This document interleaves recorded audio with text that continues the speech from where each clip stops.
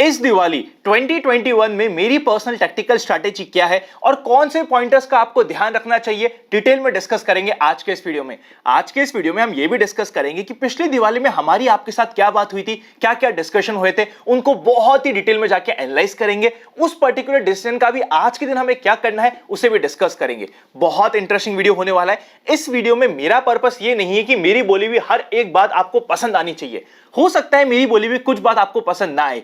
मेरा पर्पस यह है कि जो बातें, जो पॉइंटर्स आपके लिए जेन्युइनली आज के दिन इंपॉर्टेंट है उसे डिस्कस किया जाए, इररिस्पेक्टिव कि वो आपको पसंद आए या ना आए। इंटरेस्टिंग वीडियो होने वाला है। डिटेल में एक एक पॉइंट को देखिएगा, गलती से भी स्किप करने की कोशिश मत करिएगा। मेरा नाम है अनंत Ladda, CFA CA CFP LLB। चलिए आज के इस कंप्लीट डिस्कशन को शुरू करते हैं।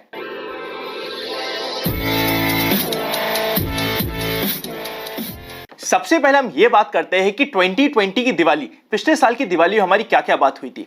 पहली बात यह हुई थी कि आप में से काफी लोगों को लग रहा है कि मार्केट में बहुत रैली आ चुकी है। This is just the beginning. अभी भी मार्केट में बहुत अपॉर्चुनिटी बाकी है। ये ऐसा नहीं है कि मैं आज बात कर रहा हूं, पिछले साल का दिवाली वाला वीडियो जाके चेकआउट कर लीजिएगा, आपको पता चल जाएगा कि हमने क्या डिस्कस किया था। सेकेंड इंपॉर्टेंट टेक्टिकल स्ट्रैटेजी हमारी ये थी कि उस समय हमें बैंकिंग में, उसी के साथ साथ PSU में बहुत ज्यादा अपॉर्चुनिटी दिख रही थी। और वैसे भी हमने देखा कि पिछले कुछ समय में बैंकिंग ने और PSU ने पिछले एक साल में बहुत ज्यादा आउट परफॉर्म करा है। उन म्यूचुअल फंड्स ने भी जो आपके साथ सेलेक्ट हुए थे बहुत ज्यादा आउट परफॉर्म करा है।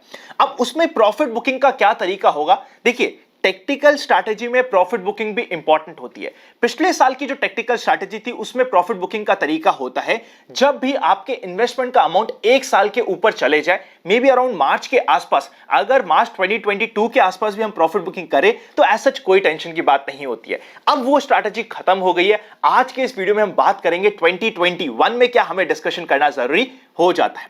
सबसे पहले पॉइंट से स्टार्ट करते हैं। इस दिवाली टेक्टिकल स्ट्रैटेजी यह है कि सबसे पहले आपको अपना एसेट एलोकेशन चेक करना है। इसके अलावा भी स्ट्रैटेजी है, पर सबसे पहले और सबसे इंपॉर्टेंट हो जाता है कि आपको अपना एसेट एलोकेशन मेंटेन करना है। एक एग्जांपल देके समझाने की कोशिश करता हूं। सपोज करते हैं कि मैं एक एग्रेसिव इन्वेस्टर हूं और मेरा पर्सनल एसेट एलोकेशन है 70% in equity and 30% in debt. अभी के लिए हम अज्यूम करते हैं कि हमें 100 रुपीज इन्वेस्ट करना है। 70 रुपीज इक्विटी में इन्वेस्ट हो गया, 30 रुपीज डेट में इन्वेस्ट हो गया। पिछले कुछ समय में क्योंकि इक्विटी ने बहुत अच्छे रिटर्न दिया है, हम अज्यूम करते हैं कि जो हमारा 70 रुपीज का इक्विटी का इन्वेस्टमेंट था वो बढ़ के हो चुका है 140 रुपीज। उसी के अगेंस्ट में डेट का इन्वेस्टमेंट 30 रुपीज से बढ़ते बढ़ते सिर्फ हुआ है 40 रुपीज और आज के दिन हमारी पोर्टफोलियो की वैल्यू हो चुकी है 180 रुपीज। अब हम आज के दिन हमारा एसेट एलोकेशन वापस से मेंटेन करना चाहते हैं। टोटल हमारे पास पोर्टफोलियो की वैल्यू है 180 रुपीज। उसमें से मुझे इन्वेस्टमेंट करना है 70% इक्विटी में और 30% डेट में। 180 रुपीज का 70% होता है ऑलमोस्ट 126 रुपीज मेरा इक्विटी में होना चाहिए। आज के दिन कितना इन्वेस्टमेंट है 140 रुपीज। तो यहां पे मुझे 14 रुपीज इक्विटी से रिडम्पशन करना पड़ेगा। उसी के अगेंस्ट में अगर मैं डेट की बात करूं, टोटल मेरे पोर्टफोलियो की वैल्यू है 180, उसमें से 30% मेरा डेट में इन्वेस्टमेंट होना चाहिए। मतलब कि मेरे पास 54 रुपीज डेट में इन्वेस्ट होने चाहिए। 14 रुपीज मुझे और इन्वेस्ट करने पड़ेंगे क्योंकि आज के दिन मेरे पास 40 रुपीज इन्वेस्टेड है, मुझे पहुंचना है 54 तक। मतलब एसेट एलोकेशन का मतलब यह हुआ कि इस कंप्लीट सिनेरियो में 14 रुपीज इक्विटी से रिडीम हो जाएंगे और 14 ही रुपीज डेट में इन्वेस्ट हो जाएंगे। तो ये हो गया है सबसे पहला और सबसे इंपॉर्टेंट पॉइंट।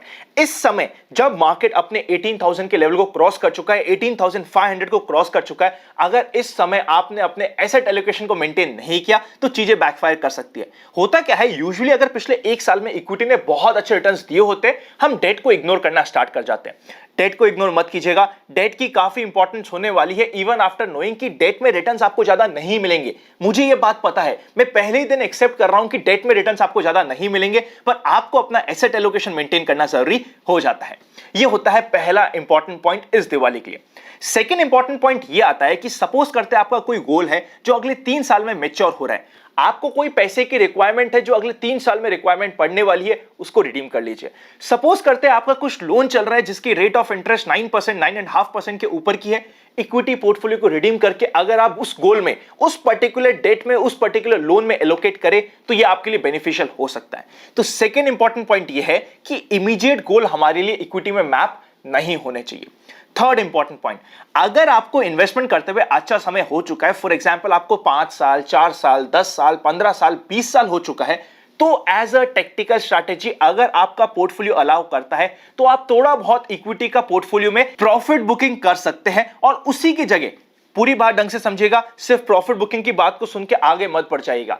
अगर आपके पोर्टफोलियो को 3 से 5 साल से ज्यादा हो चुके हैं, अगर आपकी टैक्टिकल स्ट्रैटेजी अलाउ करती है तो वहां पे आप थोड़ा बहुत प्रॉफिट बुकिंग कर सकते हैं, और जो आपने प्रॉफिट बुकिंग करी है उसको आपको वापस से इन्वेस्ट करना है बूस्टर एसटीपी के रूप में। अब ये बूस्टर एसटीपी क्या होती है? ये एक नया कंसेप्ट है। यूजुअली एसटीपी क्या होती है? Systematic transfer plan.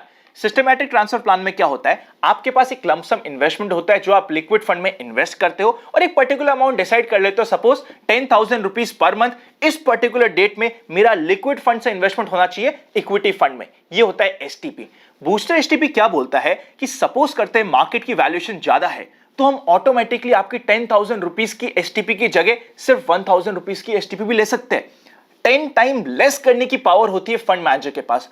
उसी के अगेंस्ट में सपोज करते हैं मार्केट में डिप आया हुआ हो, आपके इन्वेस्टमेंट करने की हिम्मत नहीं है, पर बूस्टर एसटीपी के थ्रू आपका फंड मैनेजर आपके 10,000 की एसटीपी को बढ़ा के 50,000 तक भी कर सकता है। तो ये होती है बूस्टर एसटीपी का कंसेप्ट। मैंने शॉर्ट में आपको समझा दिया है। अगर आप चाहते हैं कि हमारी टीम आपको म्यूचुअल फंड में कंप्लीट पोर्टफोलियो में हेल्प करने की कोशिश करे, तो डिस्क्रिप्शन में आपको हेल्पलाइन नंबर और लिंक मिल जाएंगे। कई बार 2 से 3 दिन का डिले हो जाए तो टेंशन मत लीजिएगा, जैसे ही हमारी टीम के पास पॉसिबिलिटी होगी इमीडिएटली आपको हेल्प करने की कोशिश करेंगे। तो आज के इस दिवाली का टेक्निकल स्ट्रैटेजी है, सबसे पहले एसेट एलोकेशन मेंटेन कीजिए। हर समय हम ये ब्लाइंडली बोल दे कि जाओ जाओ बाय करो बाय करो बाय करो, ये गलत बात हो गई। सबसे पहले इंपॉर्टेंट होती है एसेट एलोकेशन मेंटेन करना। सेकंड इंपॉर्टेंट पॉइंट होता है कि अगर आपके पोर्टफोलियो का कुछ पार्ट है जो आपको अगले 1 साल में, 2 साल में, 3 साल में रिक्वायरमेंट है, वो आपका इक्विटी में नहीं होना चाहिए। And third and most important, अगर आपको इन्वेस्टमेंट करते हुए समय हो गया है, आप थोड़ा सा प्रॉफिट बुक करके बूस्टर एसटीपी में इमीडिएटली लगाना जरूरी हो जाता है। ये होते हैं 3 इंपॉर्टेंट पॉइंट्स जो आपको ध्यान रखने जरूरी होते हैं। उसी के साथ साथ मुहूर्त पे हम सभी जानते हैं कि हमें थोड़ा बहुत इन्वेस्टमेंट करना शगुन माना जाता है। मैं भी उस शगुन को मानता हूं। इसीलिए अगर आप म्यूचुअल फंड में हमसे कनेक्टेड है और चाहते हैं कि मुहूर्त के ओकेशन पे कोई छोटा सा ट्रांजैक्शन 1,000 रुपए का, 5,000 रुपए का, 10,000 रुपए का, 15,000 रुपए का आपके लिए इनिशिएट किया जाए आपके पोर्टफोलियो के अकॉर्डिंग, तो अगर आप हमसे कनेक्टेड है तो हमारी टीम से या जो आपको आरएम एलोकेटेड है उससे बात कर लीजिएगा, वो आपको कंप्लीट हेल्प करने वाला है। हर समय भाग के मार्केट में काम करना भी बैकफायर कर सकता है। कभी कभी एसेट एलोकेशन पे ध्यान रखना काफी इंपॉर्टेंट हो जाता है। यहां पे मैं किसी भी प्रकार से यह कहने की कोशिश नहीं कर रहा कि मार्केट में इमीडिएटली क्रैश आ जाएगा, करेक्शन आ जाएगा। नहीं, मैं ऐसा कुछ भी नहीं कह रहा। अगले 3 साल मार्केट के काफी स्मूथ, अगले 5 साल मार्केट के काफी स्मूथ रह सकते हैं, पर हमें हमारे रूल्स पे स्टिक करना ज्यादा इंपॉर्टेंट होता है। जिस तरीके से मार्च 2020 या अक्टूबर 2020 जिस समय दशहरा और दिवाली का समय था, उस समय आके मैं एग्रेसिवली आपको बोल रहा था कि डेट का एलोकेशन कम कीजिए, इक्विटी का बढ़ाइए, चाहे आपका एसेट एलोकेशन खराब हो रहा है, तब भी उस समय एक बहुत बड़ी अपॉर्चुनिटी हमारे सामने थी। अब उस अपॉर्चुनिटी को न्यूट्रलाइज करने का समय आ चुका है। आई होप आप मेरी बात को समझ पा रहे होंगे। अगर ये वीडियो अच्छा लगे तो लाइक करे बिना मत जाइएगा। जाते जाते आपको एक मुहूर्त की टिप ना डायरेक्ट इक्विटी शेयर्स की भी मैं दे देता हूं। मुहूर्त वाली टिप सिर्फ इतनी सी है, स्टॉक्स की तो हम रेगुलरली बात करते ही आनंद का फंडा में, स्टॉक्स की आपको बात हो भी जाएगी और भी तरीके से, पर मुहूर्त वाली टिप ये होने वाली है कि स्टॉप लॉस की रिस्पेक्ट कीजिए। बात छोटी सी लगती है, ये बात मुझे पता है आप में से कुछ लोगों को पसंद नहीं आएगी कि आनंद दिवाली के मुहूर्त में तो हमें स्टॉक्स के नाम सुनने थे, आप कह रहे हो कि स्टॉप लॉस को मेंटेन करो।